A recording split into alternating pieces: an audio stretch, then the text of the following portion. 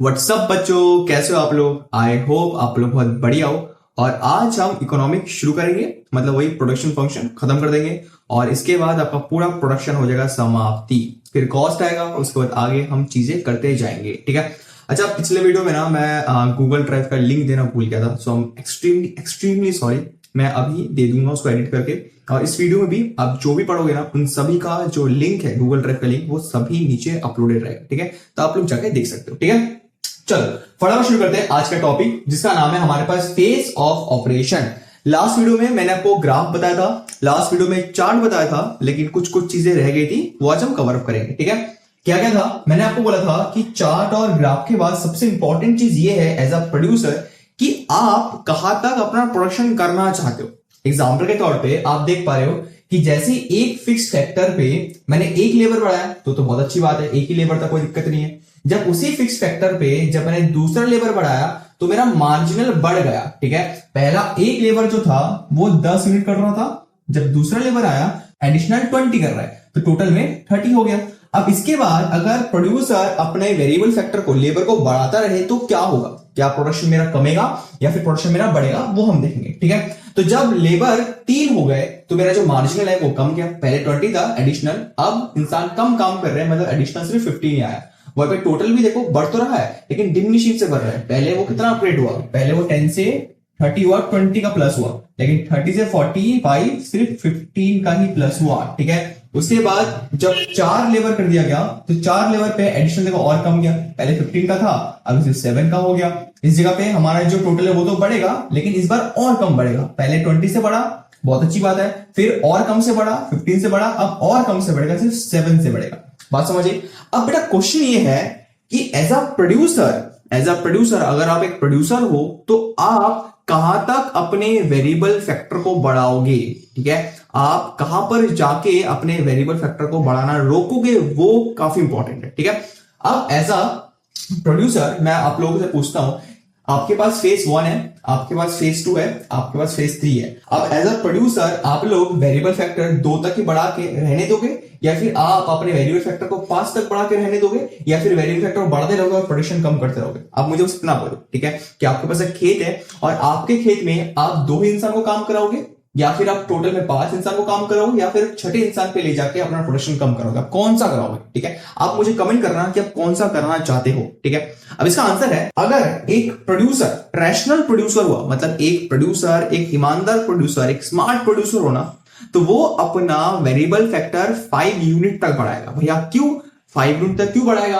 5 unit अगर बढ़ाएगा तो आप देखो ना कि मार्जिनल भैया गिर रहा है, टोटल भी डिमिनिशिंग रेट से बढ़ रहा है। ऐसा क्यों करेगा वो? ऐसा इसलिए करेगा बिकॉज टोटल प्रोडक्शन तो बढ़ रहा है ना। अगर एक प्रोड्यूसर अपना वेरिएबल फैक्टर, अपना लेबर अगर 2 तक ही रहने दे, ठीक है, अगर अपना लेबर 2 तक ही रहने दे, तो होगा क्या, उसका जो टोटल प्रोडक्ट है वो बस 30 केजी तक ही बन पाएगा, सिर्फ 30 केजी। तुम सोचो 30 केजी से उसका जो 52 इतना जो तुम्हारा प्रोडक्ट है वो नहीं कंज्यूम कर पाएगा, वो नहीं निकाल पाएगा। सीधी बात यह है कि अगर एक प्रोड्यूसर सिर्फ 2 ही लेबर बढ़ाता है, अगर 2 ही तक बढ़ाता है, तो वो 30 केजी तक का प्रोडक्शन कर पाएगा, लेकिन 30 केजी के बाद उसके बाद जो 52 तक का जो अपॉर्चुनिटी है वो मिस कर जाएगा। तो सीधी बात है, एक रैशनल प्रोड्यूसर अपना जो प्रोडक्शन है वो 5 पे लेबर तक बढ़ाएगा। बहुत बहुत बहुत इंपॉर्टेंट है, ठीक है, कि एक प्रोड्यूसर अपना जो प्रोडक्शन है वो 5th लेबर तक बढ़ाएगा, तब तक बढ़ाएगा जब तक अपना टोटल प्रोडक्शन हाई पे ना जाए, ठीक है। तो अगर मैं यहां पे बात करूं तो अपना जो लेबर है वो तब तक बढ़ाएगा जब तक टीपी अपने टॉप पे ना पहुंच पाए, ठीक है, तब तक बढ़ाएगा जब तक टीपी अपने टॉप पे ना पहुंच पाए, तब तक बढ़ाएगा। क्योंकि सीधी बात है ना, अगर आप लोग सिर्फ 2 ही लेबर तक बढ़ाते हो तो आप सिर्फ इतना ही पोटेंशियल गेन कर पा रहे हो, लेकिन बाकी का जो पोटेंशियल है, इतना जो पोटेंशियल है, मतलब 30 से लेके 52 तक, 30 से 52 मतलब करीबन 22 केजी का जो प्रोडक्शन है वो रुक जाएगा। अरे भले ही मार्जिनल कम है, मार्जिन से कोई घंटा नहीं फर्क पड़ता, भले ही मार्जिन कम है, लेकिन आपका 30 से 50 प्लस 2 52 मतलब 22 केजी का जो प्रोडक्शन है उसका पोटेंशियल आप खो दोगे। तो एज अ प्रोड्यूसर अगर आप एक रैशनल प्रोड्यूसर हो तो आप अपना प्रोडक्शन 5th लेबर तक बढ़ाओगे, या फिर तब तक बढ़ाओगे जब तक कि टीपी अपने हाईएस्ट पे हो, ठीक है।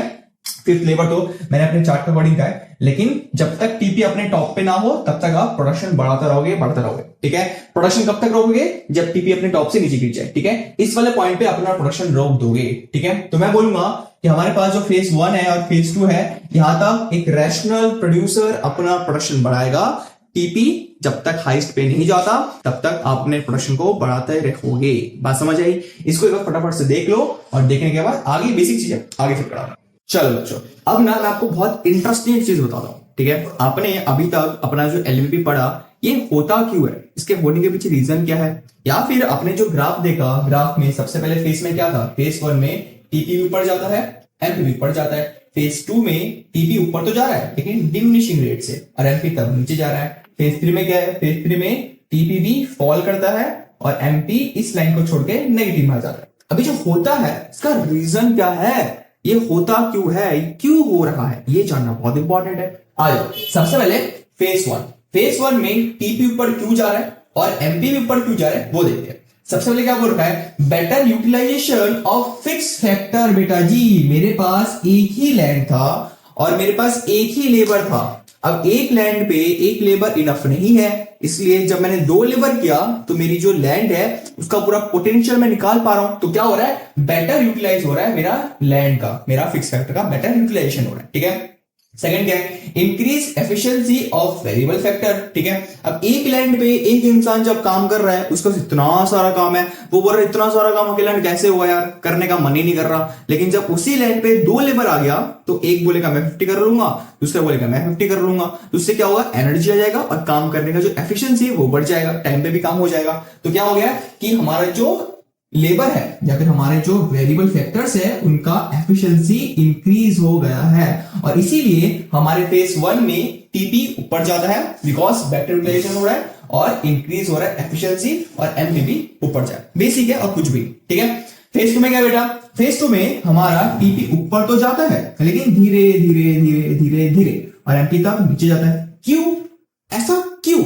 रीजन तो होगा ना, देखोगे।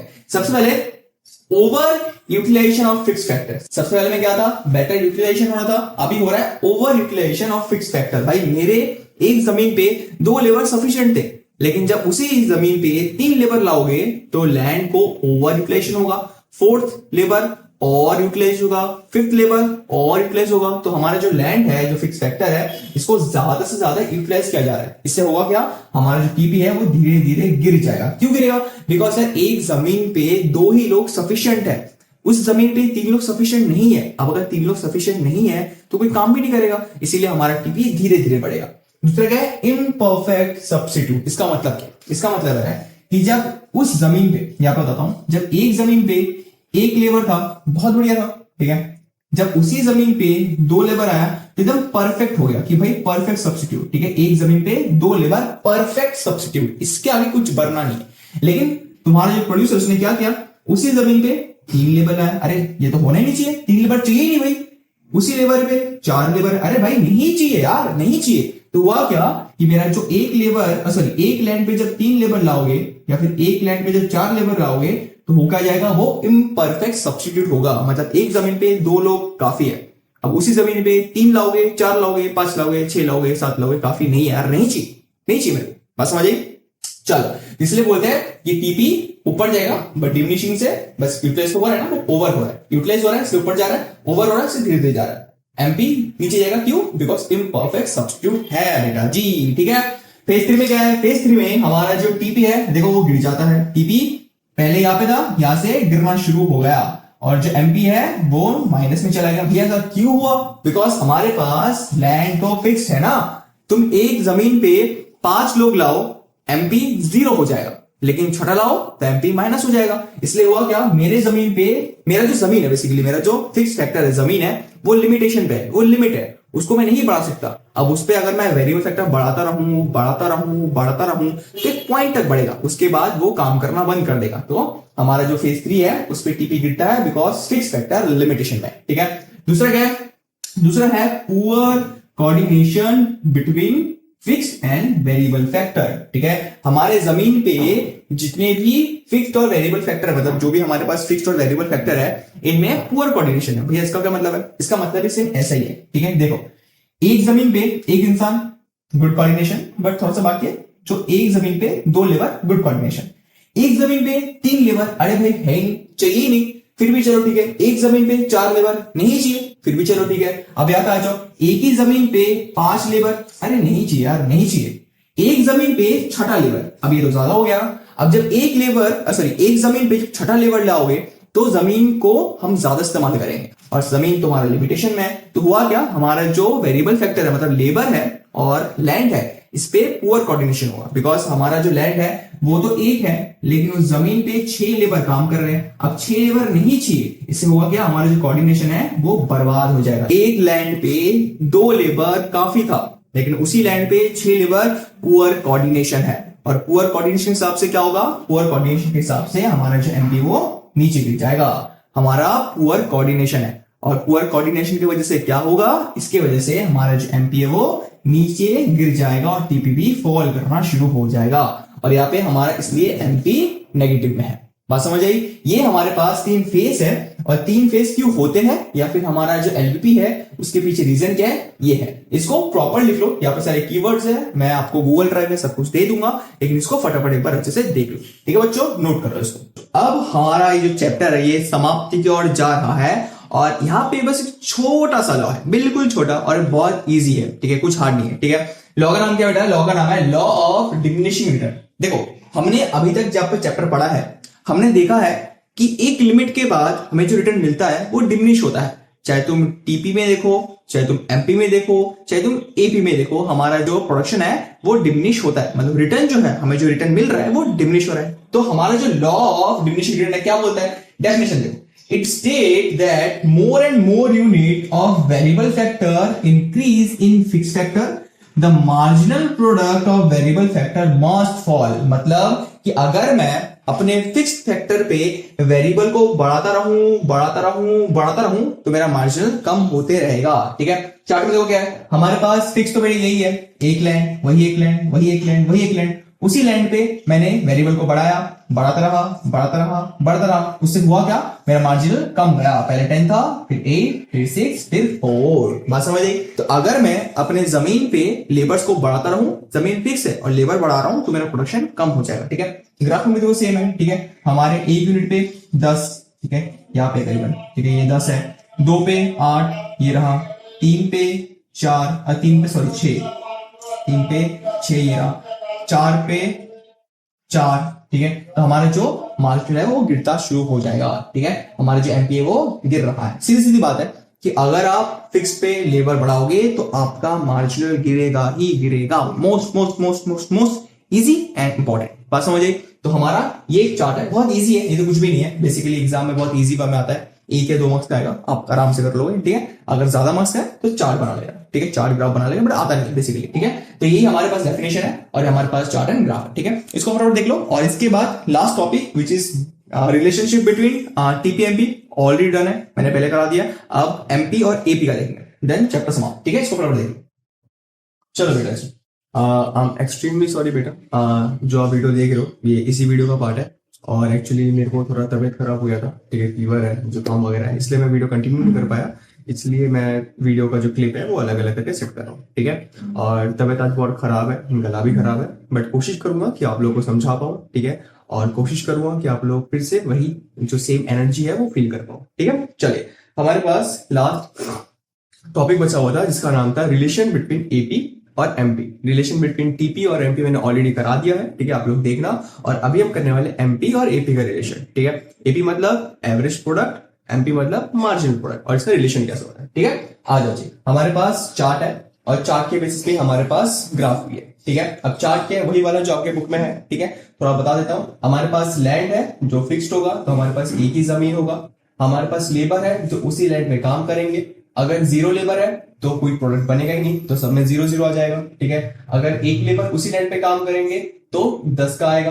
अगर 2 लेबर काम करेगा तो एडिशनल मार्जिनल एडिशनल 20 बढ़ेगा, तो टोटल हमारा 30 बढ़ जाएगा, वो पर यूनिट हमारा आएगा 15, ठीक है। अब हमें अच्छे से पता है कि हमारे इस चार्ट में ना करीबन 3 फेस है। एक फेस हमारा यहां तक होता है, एक फेस हमारा यहां तक होता है, बेसिक मैं बोर नहीं करूंगा, मैं जस्ट आपको रिलेशन बताऊंगा, बट बेसिक जो चीजें आपको रिमाइंड करने में वो बता देता हूँ, ठीक है। इसमें क्या था कि हमारा जो फेज 1 है, फेज 1 में हमारा एमपी भी ऊपर जाएगा, हमारा टीपी भी ऊपर जाएगा, हमारा एपी भी ऊपर जाएगा। क्यों जाएगा? बिकॉज एक लैंड पे एक लेबर सफिशिएंट नहीं है, 2 लेबर परफेक्ट है, ठीक है। सेकंड क्या होगा? सेकंड हमारे 3 लेबर आ गया, 3 लेबर नहीं चाहिए, इसलिए हमारा जो मार्जिन है वो गिर जाएगा। मार्जिन गिरेगा तो एपी भी गिर जाएगा, ठीक है, पर यूनिट गिर गया तो वहीं पे हमारा जो टीपी है वो तो बढ़ेगा, लेकिन डिमिनिश होते होते होते होते बढ़ेगा, ठीक है। डिमिनिश कमते कमते कमते कमते ऊपर बढ़ेगा, ठीक है। लास्ट में क्या होगा? एक ही लैंड पे 6 लेबर नहीं चाहिए भाई, तो हमारा जो एडिशनल है वो माइनस में चले जाएगा, और वहीं पे हमारा जो टोटल है वो भी फॉल करना शुरू हो जाएगा। आपको पता है एडिशनल क्या, एवरेज क्या करेगा? एवरेज भी हमारा 10.40 से लेके कम होके 8 पे आ जाएगा, 10.40 से 8 पे आ जाएगा, ठीक है। अब हमारा जो एपी है इसे निकालना कैसे होता है बेटा जी? इसे निकालते हैं हम टीपी बाय क्वांटिटी से, ठीक है। भैया टीपी है ना, क्वांटिटी कौन सा है? क्वांटिटी है वेरिएबल वाला, ठीक है। लेंथ तो हमारा फिक्स्ड है, तो हम लेंथ को क्वांटिटी नहीं मानेंगे, जो भी हमारा फिक्स्ड होता है उसको हम एज अ क्वांटिटी नहीं मानेंगे, जो चेंज हो रहा है उससे हम डिवाइड करेंगे, ठीक है। तो हमारे पास चेंज क्या हो रहा है बेटा जी? चेंज हो रहा है लेबर, तो हम लेबर से टीपी को कर देंगे डिवाइड, ठीक है। तो वही देखो सेम, 0 से 0 कुछ नहीं, 10 से 1 10 आएगा, ठीक है। एपी है ना, टीपी से डिवाइड करो क्वांटिटी, 30 से 2 15 आएगा, 45 से 3 15 आएगा, 52 से 4 13 आएगा। तो ऐसे करके डिवाइड करते रहोगे तो आपका निकल जाएगा एपी, ठीक है। तो एपी को करने के लिए करना पड़ता है टीपी को डिवाइड करो क्वांटिटी से, वेरिएबल फैक्टर से, ठीक है। अब हमारे पास आता है ग्राफ बेटा जी, ठीक है। ग्राफ मैंने ऑलरेडी पहले से बना रखा है जिससे कि आपको बहुत जल्दी समझ आ जाएगा, ठीक है। देखो हमारे पास ग्राफ में नीचे लेबर है, आउटपुट्स, ठीक है, जो इंक्रीज हो रहा है इस टाइप पे, या फिर इस साइड में हमारे पास है एमपी और एपी, ठीक है। अब जो सबसे ज्यादा इंपॉर्टेंट पार्ट है ना वो आपको बताता हूं, ठीक है, डायरेक्टली उस पार्ट को बताता हूं, ठीक है। हमारे इस ग्राफ में ना करीबन 5 पॉइंट्स है, ठीक है। उन पॉइंट्स को नोट करो और वही पॉइंट्स मैं यहाँ पे समझाऊंगा, ठीक है। चलो आ जाओ, सबसे पहले हम लिखेंगे पॉइंट नंबर 1, ठीक है। पॉइंट नंबर 1 ढंग से समझना मैं क्या बोल रहा हूं। पॉइंट नंबर 1 में क्या बेटा? पॉइंट नंबर 1 में देखो कि हमारा जो एमपी है, ये जो ब्लैक वाला एमपी है, रेड वाला एपी है, हमारा जब एमपी ऊपर जा रहा है, पहले क्या था? 0 पे था, फिर कहां पे गया? 1 यूनिट पे 10 पे गया, फिर कहां पे गया? 2 यूनिट पे 30 पे चला गया, ठीक है, सॉरी 20 पे चला गया। देखो अभी यहाँ पे देखो कि जब 0 था तो यहाँ पे 0 था, 1 यूनिट पे 10 गया, 2 यूनिट पे 20 गया, तो वही सेम है, 1 पे 10 2 पे 20। तो यहाँ पे हमारा जो एमपी है वो इंक्रीज हो रहा है, ठीक है। कहां तक? सिर्फ 2 तक, ठीक है, 2 तक इंक्रीज हो रहा है। वहीं पे आप देखोगे कि जो एपी है ना वो भी इंक्रीज हो रहा है। पहले क्या था? 0 पे कुछ भी नहीं, 1 पे 10 हुआ, 2 पे 15 हो गया। इसका मतलब क्या है? इसका मतलब है कि जब जब हमारा एमपी इंक्रीज होगा तब तब हमारा जो एपी है वो भी इंक्रीज होता रहेगा। हमारा जो ये लाइन है इस लाइन की तब देखो ये एमपी भी इंक्रीज हो रहा है और एपी भी इंक्रीज होते रहेंगे। बात समझ आई? तो पॉइंट नंबर 1 में क्या लिखोगे कि when MP is rising AP also rising, ठीक है। फिर इंक्रीजिंग लिख लो, कुछ भी बोल दो आप लिख सकते हो, ठीक है। तो जब जब हमारा एमपी राइज करेगा उस टाइम पे एपी भी बेटा राइज करेगा। बात समझ आई? ठीक है, एमपी राइज कर रहा है, एपी भी राइज करेगा, ठीक है। चलिए बेटा सेकंड पॉइंट क्या है हमारे पास? सेकंड पॉइंट है, ढंग से समझो, ठीक है। हमारा जो एमपी है इस टाइम पे 20 पर है, ठीक है। हमारा देखो ब्लैक वाला एमपी है ना, तो एमपी हमारा 20 पर है। उसी बात में या फिर उसके नीचे हमारा जो एपी है वो भी यहाँ पे कहां पे है? 15 पे है। अब तुम बताओ हमारा जो एमपी है, एमपी 20 उसके हाईएस्ट पे है, एमपी 20 उसके हाईएस्ट पे है। वहीं पे हमारा जो एपी है, एपी भी अपने 15 हाईएस्ट पे है, एपी अपने 15 हाईएस्ट पे है। तो पॉइंट नंबर 2 में क्या लिख सकता हूं मैं? पॉइंट नंबर 2 में लिख सकता हूं कि when MP at its highest point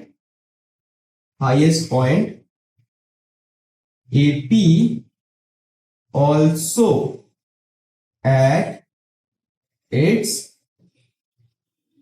highest point, ठीक है। ये हमारा जो MP है जब वो अपने हाईएस्ट पॉइंट पर रहेगा, यहाँ पे जो हमारा MP है, हमारा जब MP अपने हाईएस्ट पॉइंट पे रहेगा उस टाइम पे AP भी हमारा हाईएस्ट पॉइंट पे रहेगा। बात समझ आ रही है? चलिए थर्ड देखो। अच्छा एक चीज बता देता हूं, 2 लेबर से लेके 3 लेबर के बीच में जितना भी डिस्टेंस है, इन दोनों डिस्टेंस में हमारा जो एपी है वो कांस्टेंट रहने वाला है। अब यहां पर भी देखो कि 2 लेबर से लेके 3 लेबर तक हमारा जो एपी है वो 15 का 15 ही था, 15 का 15 ही रहेगा।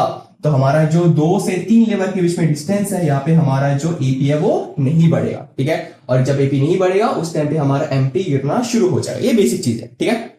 थर्ड पॉइंट देखो, थर्ड पॉइंट में क्या है, देखो थर्ड पॉइंट में क्या है। थर्ड पॉइंट में हमारा जो एमपी है बेटा वो नीचे आ रहा है, ठीक है। हमारा जो एमपी का कर्व है वो नीचे आ रहा है, और नीचे आने के बाद वो हमारे एपी कर्व को काटते हुए नीचे जा रहा है। तो सीधी बात है, मैं बोलूंगा कि हमारा जो एमपी है वो हमारे एपी के कर्व को इंटरसेक्ट कर रहा है। इसका मतलब हमारे इस वाले पॉइंट पे एपी और एमपी बराबर हो जाएगा। सही बात है कि नहीं, कि हमारा जो यूनिट 3 है, यूनिट 3 पे क्या हो रहा है, हमारा जो एमपी है वो नीचे आ रहा है, और वहीं पे हमारा एमपी एपी के लाइन को इंटरसेक्ट कर रहा है। और इंटरसेक्ट कर रहा है तो इस पॉइंट पे क्या होगा, हमारा एमपी और एपी इक्वल हो जाएगा। तो मैं थर्ड पॉइंट में क्या लिखूंगा, मैं लिखूंगा एट यूनिट 3 एमपी इंटरसेक्ट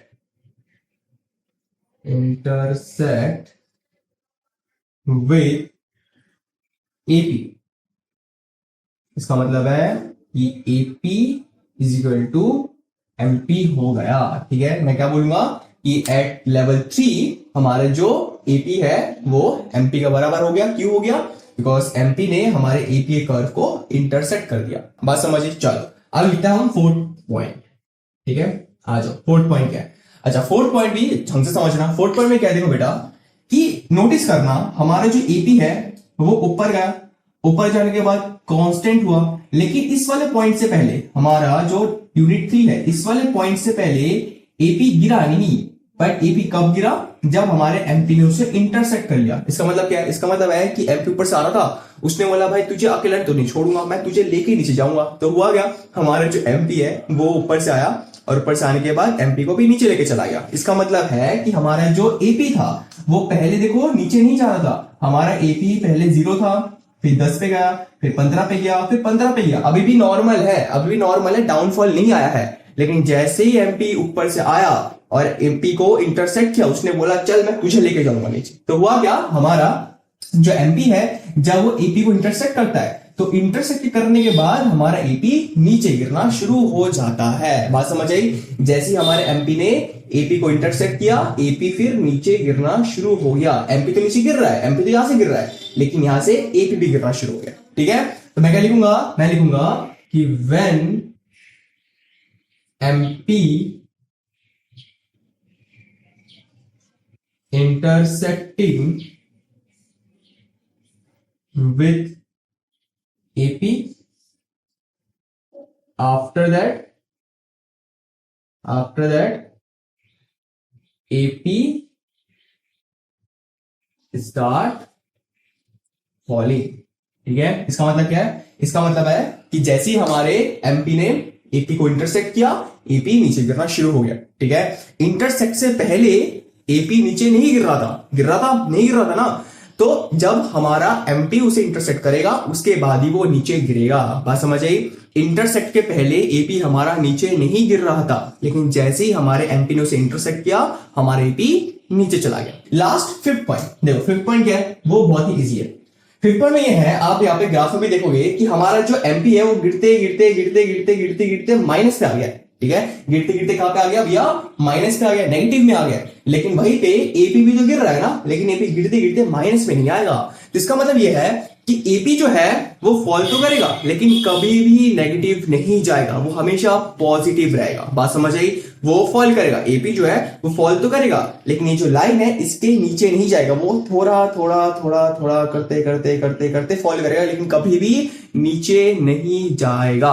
बात समझ आई। 1 पे रहेगा, फिर 0.9, फिर 0.8, ऐसे करते करते फिर 0.009, फिर 0.008, पर कभी जीरो नहीं होगा और कभी भी नीचे नहीं जाएगा। बात समझ आई। तो मैं क्या लिखूंगा कि MP become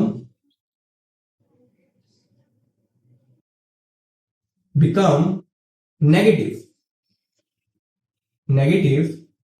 but AP never goes to negative. AP remains positive. बात समझ आई? हमारा जो एमपी है वो नेगेटिव में जाएगा, वो गिरते गिरते -4 पे, ये तुम्हारा कौन सा वाला पार्ट है, -4 पे चला जाएगा। लेकिन हमारा जो एपी है वो गिरते गिरते कभी भी नेगेटिव में नहीं जाएगा। उसका लास्ट पॉइंट क्या है, 8 है। तो हमारे जो एपी है वो लास्ट कहां तक गया, 8 तक गया। एमपी नीचे जाएगा, जाए भले ही जाए, नेगेटिव में जाए, लेकिन हमारा एपी कभी भी नेगेटिव नहीं जाएगा। बात समझ आई? तो क्या है, MP become negative while AP never goes to negative, AP remain positive। बात समझ आई? और यही है बेटा हमारे पास रिलेशनशिप, वो रिश्ता जिसके बारे में मैं बोल रहा था, वो रिश्ता हमारे एपी और एमपी का क्या है। बात समझ आई? इसको एक बार फटाफट से देख लो और समझ लो, ठीक है? चलो देखो, ठीक है। पहले नीचे वाला दिख नहीं रहा था, ये वाला दिख नहीं रहा था, तो मैंने थोड़ा कैमरा एंगल चेंज कर दिया, ठीक है? आपको दिख रहा है ना, फटाफट उसको देख लो, ठीक है? चलो हो गया बेटा। चल अब हमारे जो चैप्टर है वो यहाँ पे खत्म है, ठीक है? आज मेरी तबीयत थोड़ी डाउन है, पर मैं कोशिश किया हूं, मैंने ट्राई किया है कि आपको अच्छे से समझाने का। अगर आपको समझ नहीं आया तो आप कमेंट करना, मैं फिर से और एक वीडियो बना दूंगा, मुझे कोई तकलीफ नहीं है, लेकिन आपको समझ आना चाहिए, ठीक है? मैं कंटेंट सिर्फ अपने लिए नहीं बना रहा, मैं कंटेंट बना रहा हूं आप लोगों के लिए, जिससे कि आपको समझ आए, ठीक है? तो अगर समझ नहीं आया आप मुझे कमेंट करना, मैं फिर से बना दूंगा। लेकिन अगर समझ आया तो प्लीज अच्छे से पढ़ो, अपनी इकोनॉमिक्स, बीएसटी और अकाउंट स्ट्रॉन्ग करो और अपने क्लास 11 में अच्छे मार्क्स लो, ठीक है बेटा? तो आज के लिए इतना ही। Thank you so much all, keep smiling, keep growing, keep happy.